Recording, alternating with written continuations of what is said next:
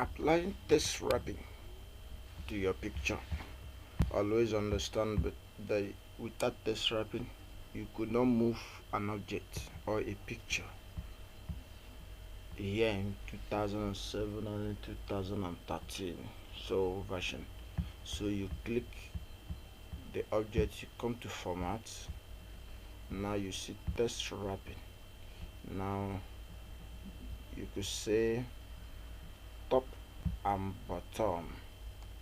Now you can see you can move text to appear text. So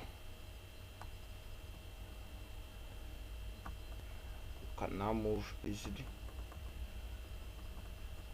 So you could also adjust the size. You could adjust the size to suit. So that is that. You come over to this, likewise test wrapping.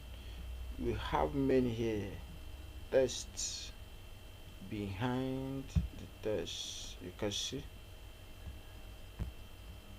we have true,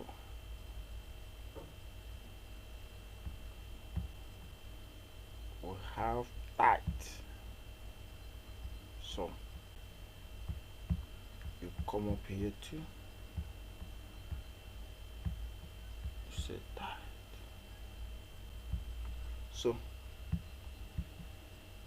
now you can edit there, make corrections.